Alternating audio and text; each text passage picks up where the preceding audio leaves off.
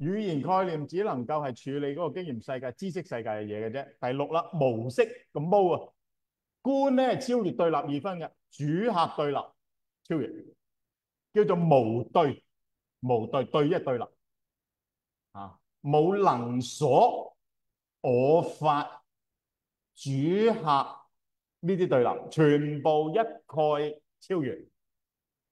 呢啲嘅對立能所、主客自他呢啲對立只存在喺邊度咧？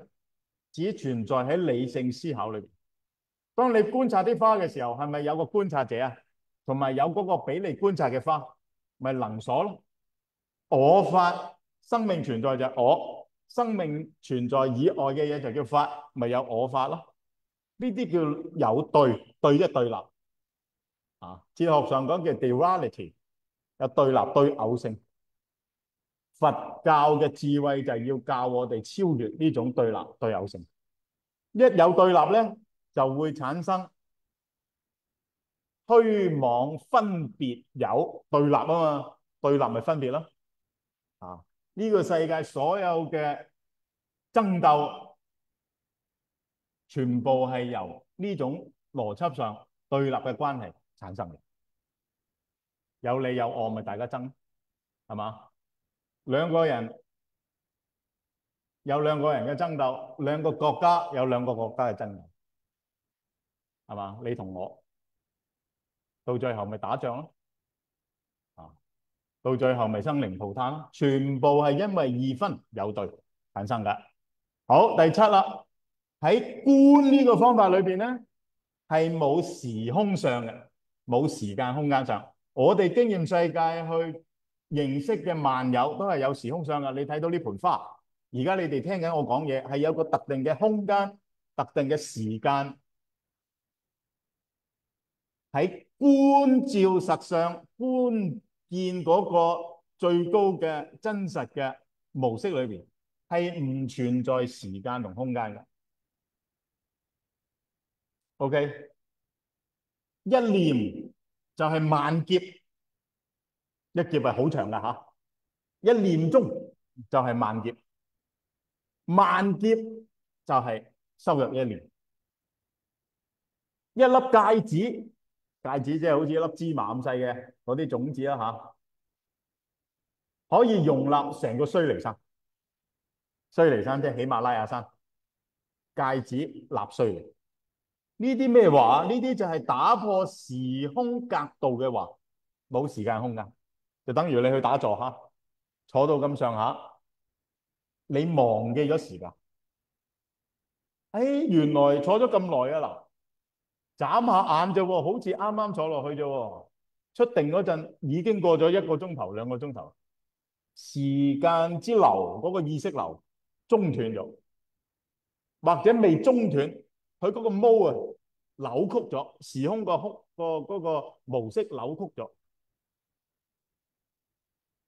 喺理性嘅思維，呢啲事係唔會發生嘅，只有喺觀照嘅方法論裏邊，時空嘅格度咧係失去咗佢本來嘅作用，冇啊。第八，觀咧係無相可取，無相可取，即係一切經驗名相去到呢度已經唔再成為特定嘅經驗名相，佢係一片嘅意識流，一片嘅流動。你見到嘅萬有喺觀照、智慧觀照嘅作用下邊，係一個好似一個 flow 咁樣嘅，係喐嘅啲嘢。而家我哋睇啲嘢唔會喐啊，係嘛？喐唔喐啊？唔喐。喐唔喐啊？佛像喺嗰度唔喐。呢個空間喺度喐唔喐啊？唔喐。到你去觀照嗰個實相嘅時候咧，智慧起現咯。整個世界好似一條河流咁嘅，一個 flow 咁樣嘅，一路流動一路流動喐嘅。所有一點裏邊含藏萬有，一念之中含藏萬劫，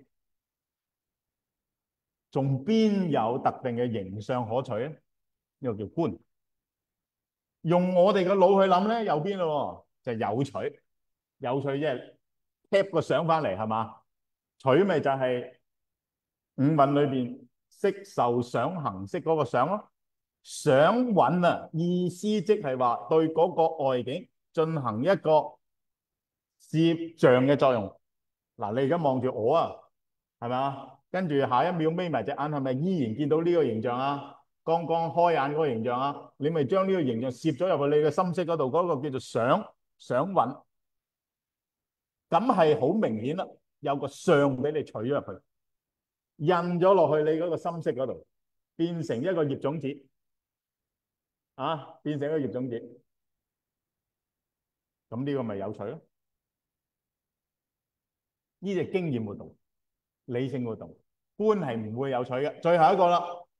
咁觀所得到嘅真理叫做乜嘢啊？叫做 intentional truth， 內容真理啊。用大腦去思維嘅得到嘅真理叫外延真理 extensional truth， 呢個咧就知道就得㗎啦嚇。呢啲係哲學家搞出嚟嘅概念。嗱，咁樣講個觀字唔簡單啊，知唔知啊？啊，講一個字啫喎，觀啫喎。嗱，所以咧證明咧。般若心經所開示嘅關於呢種最高實相嘅智慧，絕對非同小學。佢係突破人類既有嘅嗰個思維模式，去帶我哋進入另一個世界啊！撥開所有雲霧，直指存在嘅真實，厲唔厲害啊？非常啊！好啦，咁啊觀字講完咯，下一個啦啊，總結啦，最後左邊空。空嘅特質就如下啦，內在超越正道實相，超越語言概念，無對，冇任何時空格局，冇任何相狀可取，屬於內容嘅真理。一言以蔽之，空。咁聰明嘅各位就估到右邊嗰個係咩啊？啊，冇錯，右邊嗰個咪有咯，有相可得，有特定嘅時空格度。有對象可取，有一個二分嘅格局，有語言概念可以使用，有一個認知嘅功能作用，有現象相可以成就，有咯。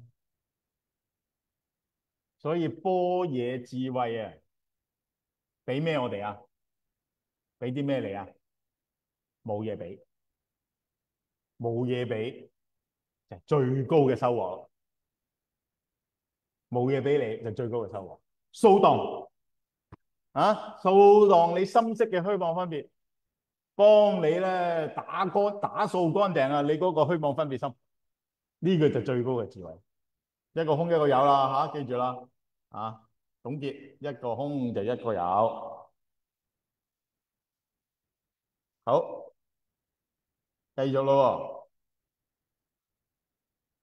跟住咧講完個觀咧，就要講自在啦。咩叫自在啊？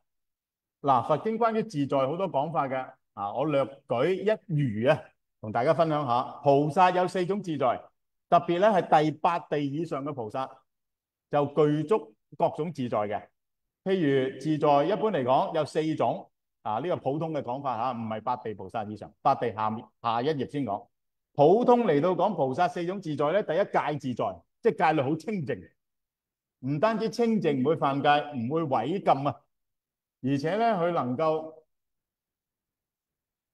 同佢嘅慈悲心出發，饒益眾生。大乘菩薩戒係饒益眾生啊，唔單止唔做呢樣，唔做嗰樣，唔做呢樣，唔做嗰樣，違禁嘅清單啊，禁戒嘅清單咁簡單，係鼓勵你去積極行善。菩薩就做到啦，戒自在。第二就神通自在，菩薩有五通：天眼通、天耳通、他心通、宿命通、如意足通。耳足即係中意去邊就去邊度，邊咁我哋就去咗萬里長城，唔使坐高鐵噶，各位一邊咁啊，由萬里長城又去翻咧呢個故宮博物院啊，一邊又有故宮博物院咧，又翻嚟香港，神足通啊嘛。呢啲咪就係超越時間同空間嘅格度成就嘅一種咧能力啦。第三就智自在，於諸種智慧得自在嚇，佛教好多智慧嘅，全部都得。第四就慧自在，能知一切法而得無外力，即係相當於如來說法四無外辯，四無外辯嚇。嗱咁一般咧講菩薩自在就呢四個自在。好，如果講八地以上嘅菩薩咧，又有四種自在，分別叫無分別自在、剎土自在、智自在、慧自在。無分別自在咧，就離開一切對有為法嘅執取。頭先所講空與有咧，已經唔可以束縛佢啦，有嗰邊唔可以再束縛佢啦，能夠如實證空啦，能夠離開所有有為法嘅束縛，叫功用行。功用行即係有為法。有為世間嘅活動寫嚟啦，離一切分別想即係一切顛倒分別已經超越所得嘅自在，叫無分別自在。第二就剎土自在，能夠自由出入所有嘅佛土，去到嗰個佛土就令嗰個佛土同佢有緣嘅眾生就得清淨。所以咧得剎土自在咧，你就得到一個點啊？一個咧宇宙所有佛土嘅通行證去任何一個佛土都冇問題，一卡旁身嘅世界通行就係咁樣。咁呢個就八地嘅菩薩以上嘅先成就叫做咧剎土自在。第三智自在啦，就要九地菩薩以上先得啦十地以上十地嘅九地十信十住十行十迴向十地。十地裏邊咧就分十級，十級裏邊第九級叫善慧地，就得無礙智演說諸法稱理自在，符合個道理叫稱理。好，然後慧自在，慧自在就十地法雲地，第十地啦於諸煩惱業縛更無障礙。所以咧我哋一般講四自在就兩種啦，一啲比較係已經有修行嘅成果嘅菩薩，佢會得戒自在、神通自在、智自在、慧自在。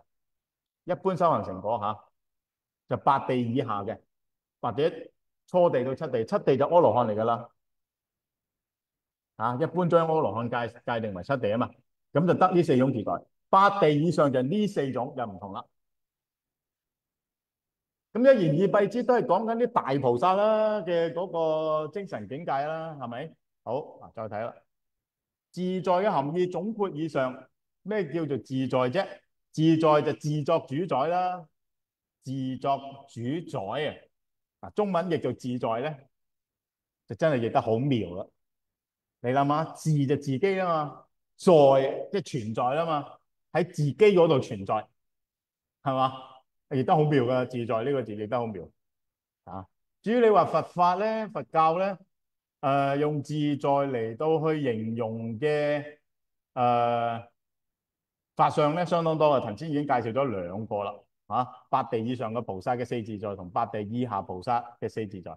另外嘅大家比較熟悉嘅，譬如欲界裏邊嘅六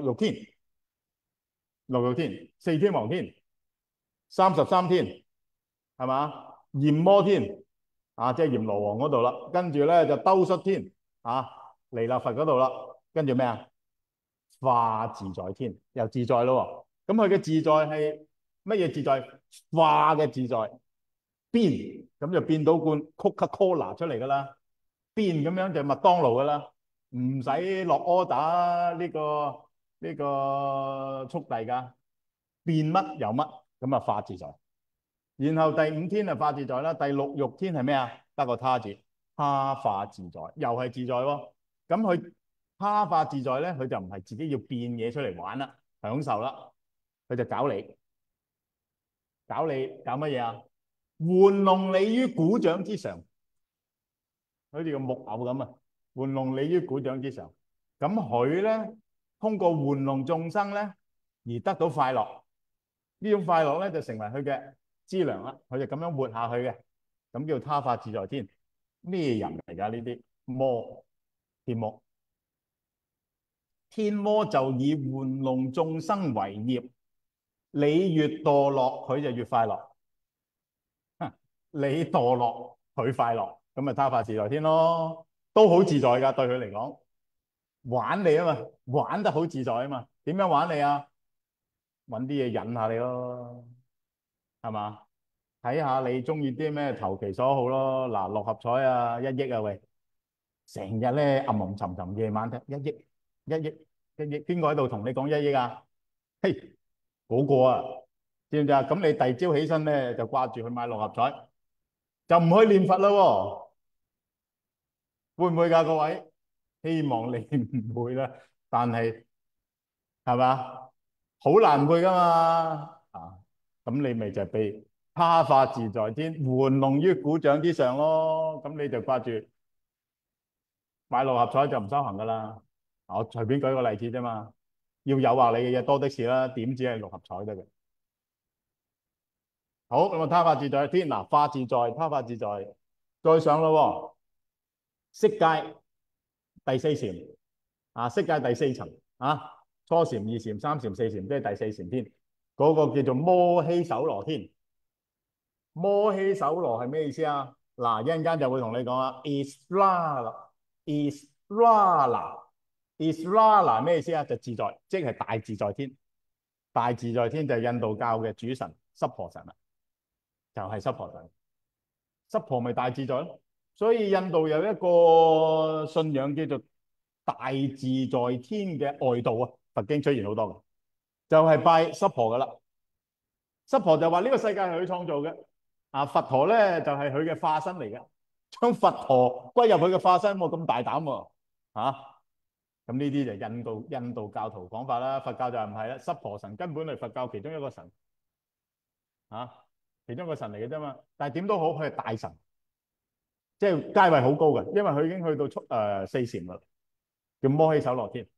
啊佛咧就入定升上去摩希首羅天，講咩經啊？講解深密經，解深密經就喺嗰度講啦。最後佛陀入滅喺邊度入滅啦？初禪、二禪、三禪、四禪啊，空無邊處，色無邊處，無所有處，非想非非想處，上到四禪八定最高，再落翻嚟，然後喺第四禪天入定，喺第四禪天入定啊，嗰度有一層叫靜居天，啲阿羅漢就喺嗰度嘅。阿羅漢涅槃之後冇定去啊嘛，退咗休冇嘢做失業啊啲阿羅漢，咁你就去邊啊？靜居天啊。好啦，嗱咁啊，即係講咩咧？佛教關於自在呢個字眼嘅用法咧，好多嘅，啊，好多嘅。咁頭先即係略舉一隅啦。咁而家我哋話自在嘅意思係乜嘢啊？嗱，咁自在意思就係如下咯，包括自作主宰、自由自在、毫無障礙。喺佛教嚟講咧，就係以法為身，以真理為身，以真如為身。啊，佢根本係真如嘅最高嘅展現。實相嘅最高嘅展現，佢係清淨嘅，不再受無明煩惱所束縛，呢個必然噶啦。八地以上嘅菩薩邊度有煩惱嘅啫？然後示現佢隨心示現，所以可以剛才講啊嘛，可以國土自在啊嘛，記唔記得啊？嗱，第二咪國土自在咯，即係菩薩可以揸住個 permit 出入唔同嘅世界，想去邊都得嘅，剎土自在。咁即係話佢可以喺唔同嘅世界隨心示現咧，出入佛土。自由自在，佢能夠展現圓滿嘅教化，任何眾生喺佢面前咧都可以成就具足方便教相，能夠教化一切眾生嘅。咁呢啲係菩薩教化嘅自在能力。然後目的上講咧，佢本身就係目的，佢唔係工具。嗱，呢個比較抽象一啲嚇，哲學上講就會咁樣講啦。佢本身就係一個目的，圓滿啦。最後講究竟圓滿，圓滿具足智慧福德等等。自在應該包含剛才所講嘅呢幾個意思，或多或少啦，睇下你點樣用呢個字眼。好啦，而家係咪講緊一個咁樣嘅菩薩咧？具有呢啲嘅德相嘅菩薩咧？好啦，咁啊問到我哋關鍵嘅問題，究竟觀自在係咪真係觀世音先？能觀所以自在。觀世音菩薩咧就修耳根圓通法門，眾生念誦觀音名號，觀音菩薩就聞聲救苦啊，係嘛？呢個咪耳根圓通法門咯。最後達到觀自在嘅境界，修持耳根圓通法門，最後達到觀自在嘅境界。嗱，一般人就咁解咯，所以認為觀自在咪即係觀世音咯。觀世音菩薩就修圓通法門，耳根圓通法門，修到最後咪觀自在。觀自在即是觀世音，我哋一般都咁樣認為啦。觀世音菩薩能觀世間之音，喺因地裏邊觀眾生救苦救難嘅音聲，所以佢自己最後修成嘅果位咧，就自在嘅佛果啦。有人咁解嘅喎，點解咧？要將觀世音同觀自在連上關係，佢要揾出中間嘅道理，點解觀世音即係觀自在，就會咁樣講噶啦。要將兩樣嘢連埋一齊啊！觀世音即係觀自在啊！佢就要思考呢兩個位格裏邊中間連結嘅關係。譬如通過耳根圓通，到最後咪收到自在咯，所以觀世音咪觀自在咯。觀世音菩薩喺因地裏邊聽聞眾生救苦救難嘅音聲，最後喺果地裏邊咧，佢就顯現自在。觀世音咧係因地嘅命名，因地實踐嘅菩薩嘅命名。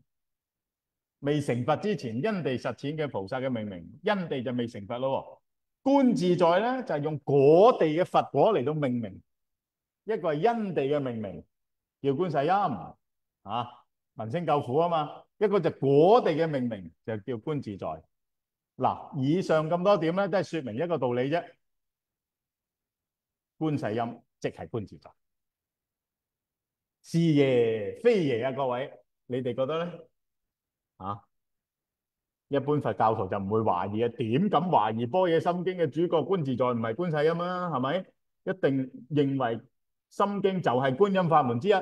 觀音法門就第一般若心經，第二咧就大悲咒，第三咧就六字大明咒唵嘛呢叭咪修觀音，第四就普門品，修觀音就修呢啲啊嘛所以睇實啦各位係咪咧咁樣？要翻個原文去理解，所以識梵文咧就有呢個好處啦。好多嘢咧可以喺個語言嘅根源上邊去釐清。觀自在咧喺心經裏邊嘅梵文咧係 Avalokitesvara，Avalokitesvara，OK，好啦，咁就由三個字組成嘅，前邊咧都仲有個 Ariya 嘅Ariya。阿利亞阿華洛傑切 Isvaya，OK，我哋唔去考慮阿利亞啦，因為嗰個係神聖的咁解，神聖的主要係第二、第三個字。阿華洛傑塔就觀，咁觀嘅意思講咗咯，頭先觀同理性嘅思維嘅分別區分咗咯。好啦，關鍵係咩咧？關鍵係第三個字 Isvara，Isvara，Isvara 就自在。係咪好熟啊 ？Isvara 就係譯中文，譯做咩啊？原裝就咁譯啊。Isvara 摩希首羅 ，Isvara 就係摩希首羅。摩希首羅就係剛才講咯，就係大自在天。譯音咧就摩希首羅，譯意咧就大自在天，就第四禪嘅嗰個濕婆神。濕婆神，印度好多人信大自在天嘅。你成個印度教都係拜濕婆噶啦，係嘛？好啦，意思 Isvara 嘅意思就自在，所以原裝譯做觀自在咧就100%準確嘅，根本係。但係你知唔知啫？鳩摩羅什唔係譯觀自在噶嘛，鳩摩羅什係譯觀世音噶嘛。嗱，咁嘅問題嚟啦，鳩摩羅什就早過原裝200幾年。然後原裝後嚟咧就終於原文嘅翻譯就改譯為觀自在，唔再叫觀世音咯。咁究竟觀世音同觀自在嘅差別喺邊度咧？好，就文字上講先。嗱，搞清楚啦。觀自在嘅梵文剛才列出嚟啦 ，Avalokitesvara。觀世音咧就爭一個字嘅啫 ，Avalokitesvara。係咪到中間個 E 字同個 A 字唔同咗？係爭一個字母，係爭一個字母。原文心經嘅觀自在係 Avalokitesvara， 觀世音菩薩嘅原文咧係 Avalokitesvara。好啦，鳩摩羅什咧就將 Avalokite 嗰個 E 字嗰個原裝譯觀自在嗰個Avalokitesvara， 鳩摩羅什將佢譯為咩啊？觀世音。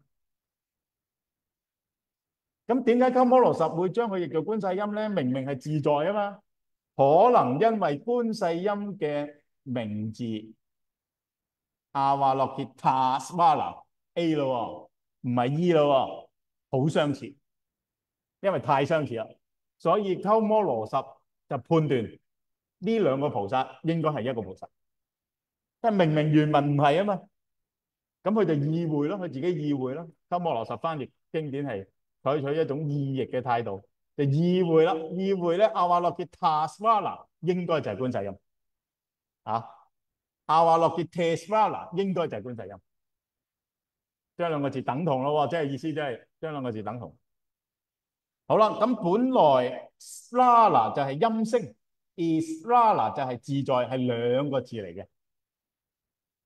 咁而家咧就出現呢個歷史懸案啦，咁就好大問題啦。其實係千百年以嚟，我哋都分唔清楚觀世音同觀自在。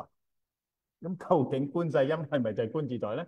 嗱，呢個問題係點樣產生咧？而家知啊，係因為呢啲大師進行翻譯嘅時候啊，一字之差。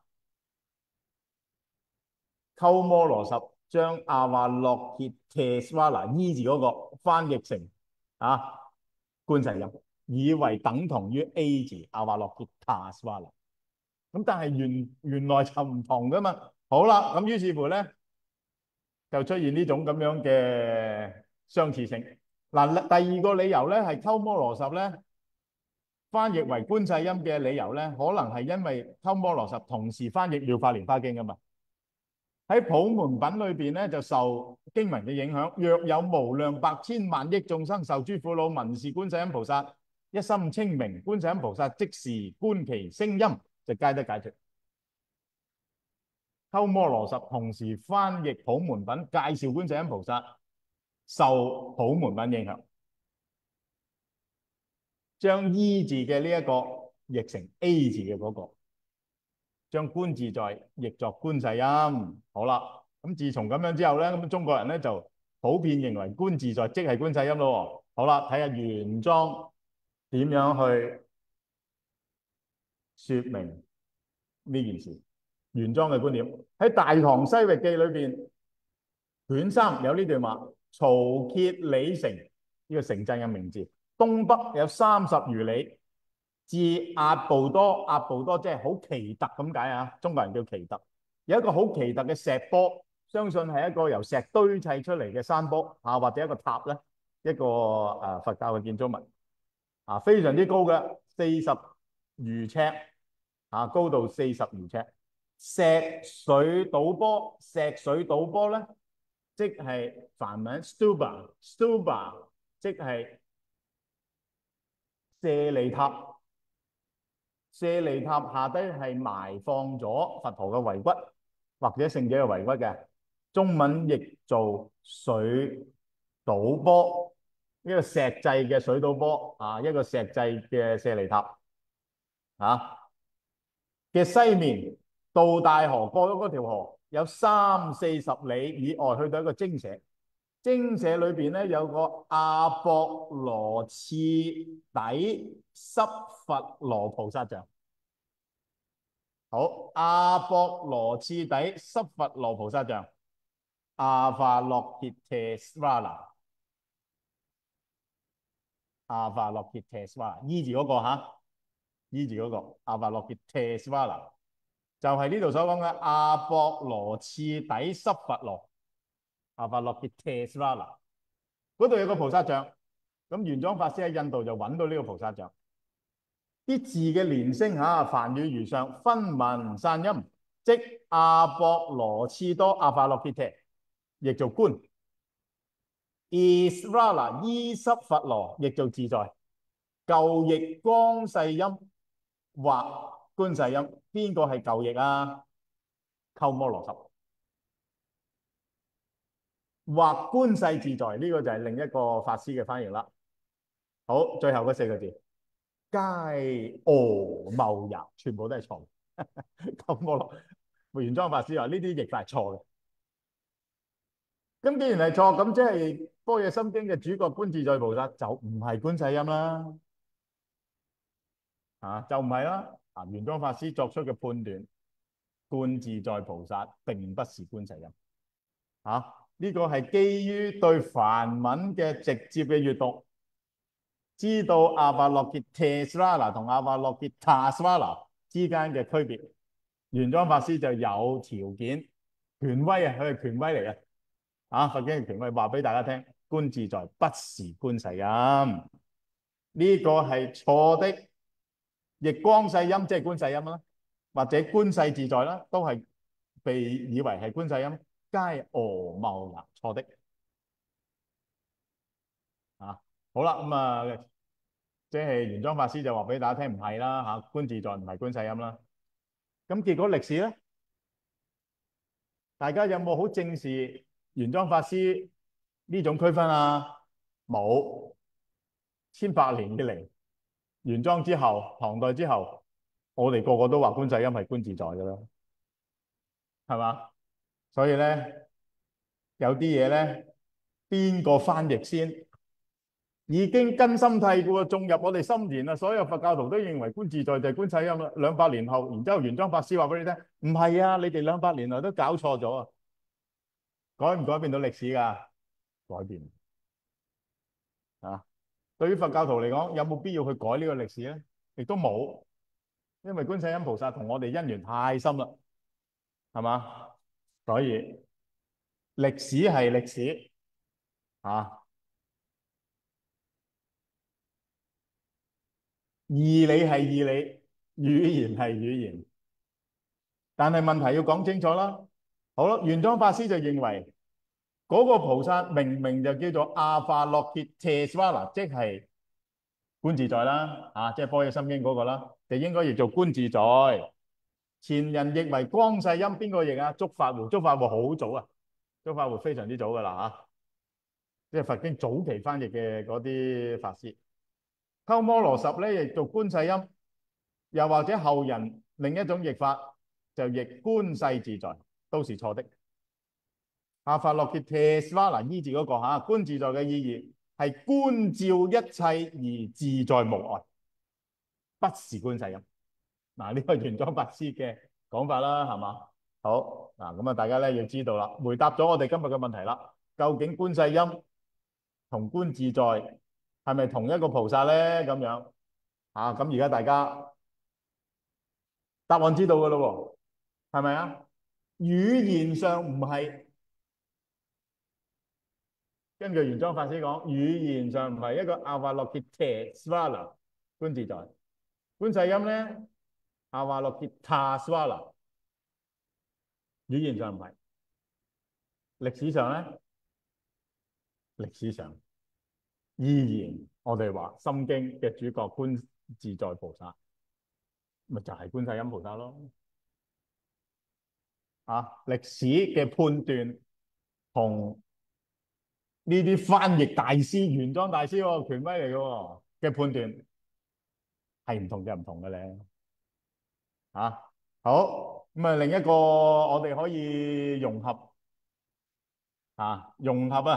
兩者嘅差異咧，咁樣如果你聽完之後覺得好唔舒服咁究竟係定唔係咧？咁樣午夜夢回都諗起呢個問題，究竟觀自在係咪觀世音咧？留意我最後呢句話，阿華洛揭特斯瓦那觀自在菩薩嘅意思就係咩？觀照一切而自在，能夠觀照一切而自在嘅，係咪必定係八地以上嘅菩薩？八地以上嘅菩薩有4種自在啊嘛，能夠觀照一切而自在無礙嘅菩薩，肯定係八地菩薩。觀世音菩薩知唔知八地？一說觀世音菩薩根本就已經成佛，係嘛？無住涅盤寧有涅盤而不住翻嚟去度娑婆世界眾生，因為娑婆世界眾生同觀音菩薩特別有緣，寧願做阿彌陀佛嘅脅侍有佛地而不住有涅盤而不住，叫無住涅盤咁觀音菩薩何止係八地菩薩咧？又如何不自在咧？一定自在啦！觀音菩薩係嘛？聞聲救苦自在，觀照諸法空相自在，出入一切佛國土自在，說法自在，救度眾生自在。有冇嘢係觀音菩薩唔自在㗎？肯定冇啦。從呢個角度講，觀音菩薩完完全全滿足觀自在，觀照一切而自在呢一個皆為層級，智慧境界啦，點會唔滿足得㗎？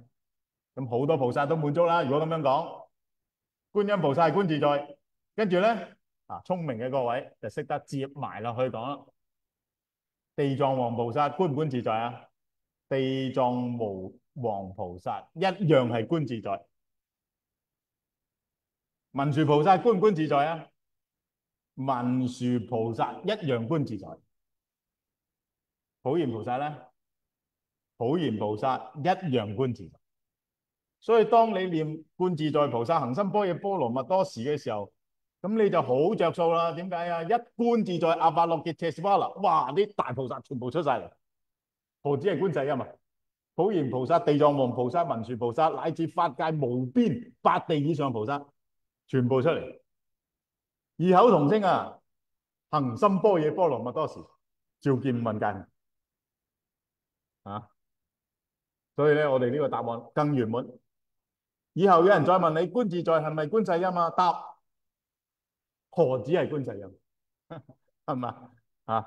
係一切大菩薩都係觀自在，觀照一切而自在啊嘛。聽唔聽得明白啊？嗱，咁你又再上一個 level 咯啊！聽得明白的話，好，最後就關於菩薩啦。菩薩呢個題目咧，可以講得稍為快啲。嗱，菩薩咧本來係佛陀嘅專有名稱嚟嘅。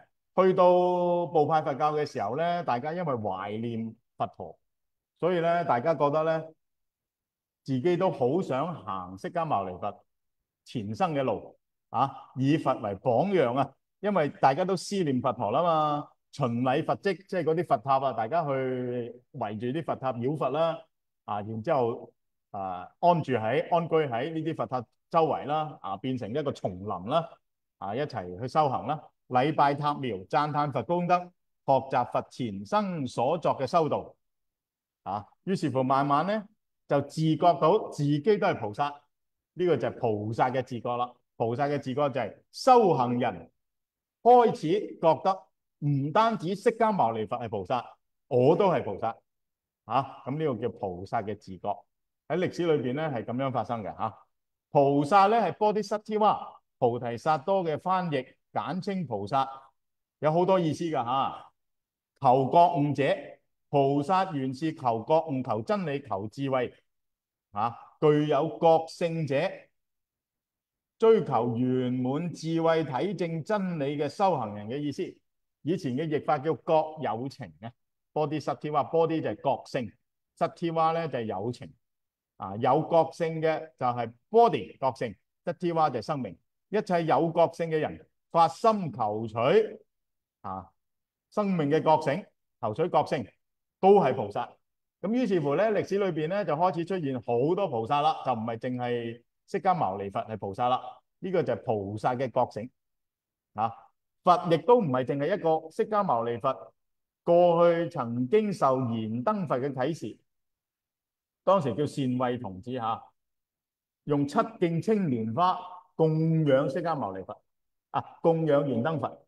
燃燈佛就對佢作出授記，未來世你即將成佛，佛號釋迦牟尼，佛土娑婆世界，你會有如是嘅弟子最後你會住壽幾多世，住壽幾多歲，最後大般涅槃。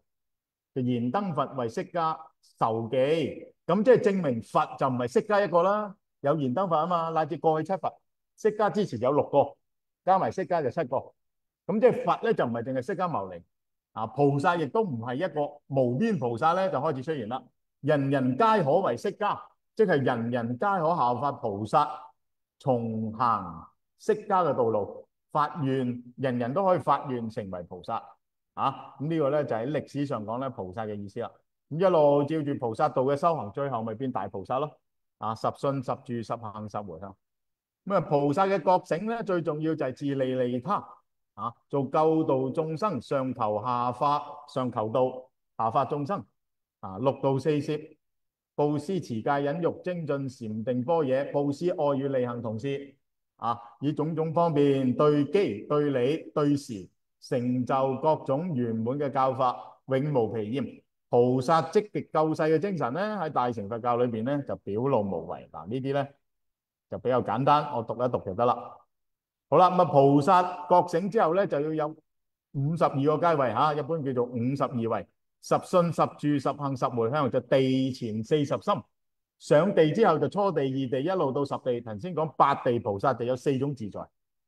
觀音菩薩乃至其餘嘅大菩薩遠超八地，根本係已經成佛，而有佛位不住，有涅槃而不住。啊，喺娑婆世界救度眾生。啊，咁啊，十信、十住、十行、十回向、十地就50位，再加2個叫等覺妙覺，過咗等覺妙覺就成佛噶啦。天台宗咧就將菩薩嘅覺醒之後嘅階位咧就分成理積、明字積、觀行積、相似積、分真積、究竟積。啊，呢啲我就唔解啦，將來有機會再同大家講天台宗嘅哲學。嘅天台智者大師啊，將菩薩階位分成呢6級，叫六積。大乘起信論叫4位：不覺位、相似位、隨分覺、究竟覺。啊，不覺、相似覺、隨分覺、究竟覺。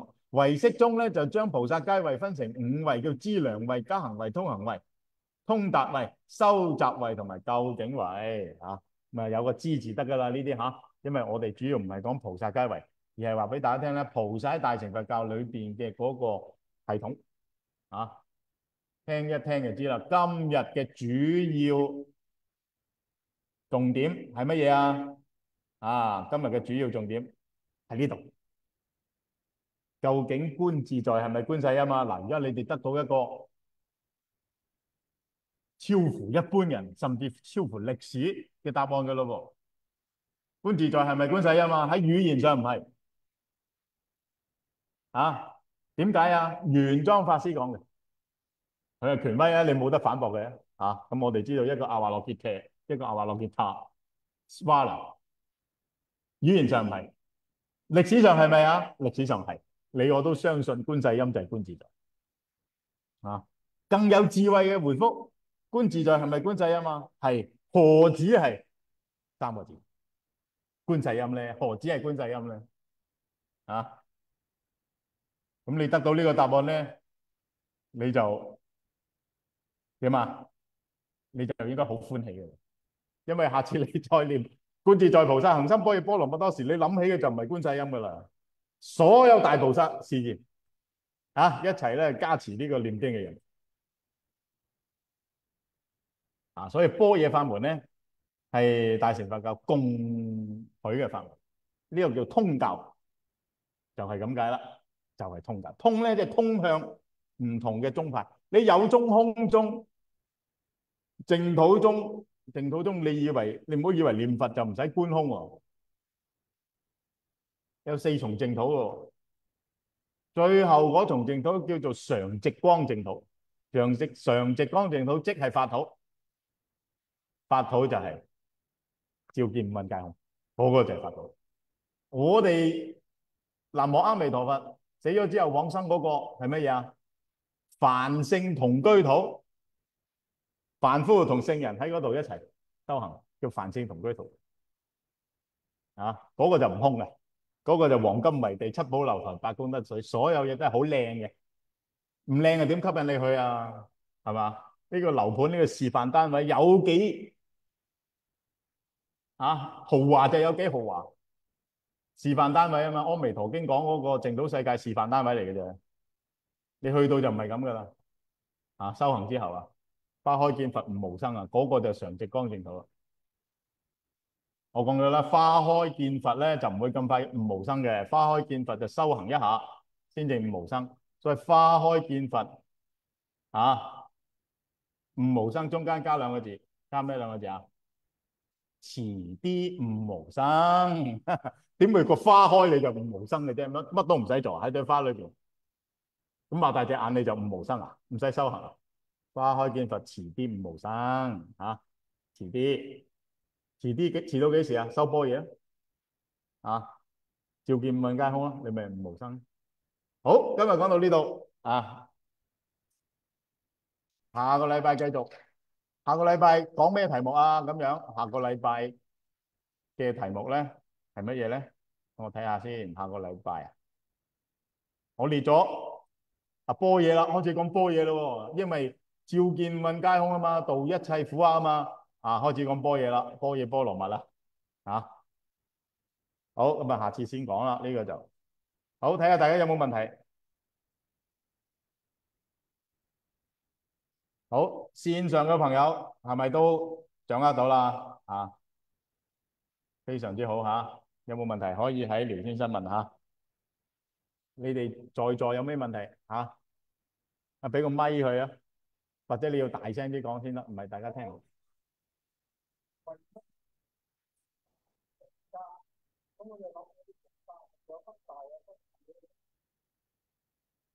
菩薩啊，何止分大小啊？啊，有幾多類眾生嘅根器素質，就有幾多類菩薩。頭先啱先講完，十信十住十行十迴向有幾多級啊？40級。過咗40級之後有十地，再加10級，50級。過埋十地，等覺妙覺，再加2級，總共幾多級？52級。咁你問菩薩係咪有大小？菩薩至少有52級。咁你話有冇大小啊？啊，好，答完，下一個問題。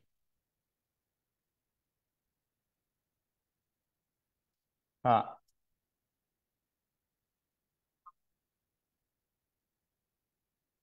五蘊係咪無明嘅產物啊？五蘊係業果，係咪先？你就係過去因，今世果就感召咗呢個張三嘅五蘊，係咪業果啊？感召呢個張三嘅五蘊係乜嘢嘅力量讓佢感召呢個張三嘅五蘊啊？喺十二因緣咪知咯。無明緣行，由於無明驅動我哋產生各種錯誤嘅身口意三業，叫行，就感召下一期嘅心識。無明緣行有識，識之後就名色，名色咪五蘊。咁啊答咗你個問題啦。嚇，五蘊係咪無明嘅產物？喺十二因緣咪知咯。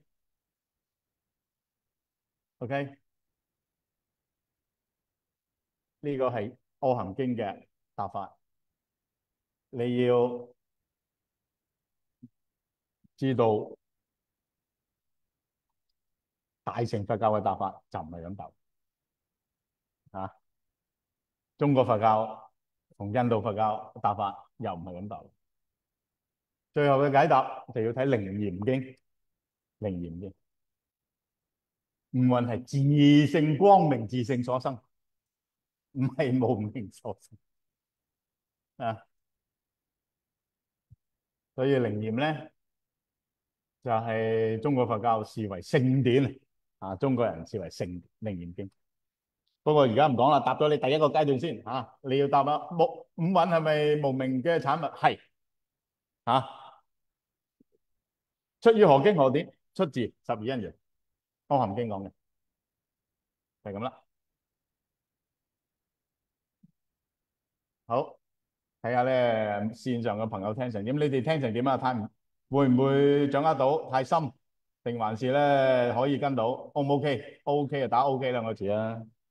啊，感恩教授清楚解說係嘛？非常之好啦。可以嚇，咁啊記住咯嚇，堅持聽落去，裏邊有好多嘅密意啊，秘藏啊，慢慢慢慢同大家講，唔係咁簡單嘅嚇。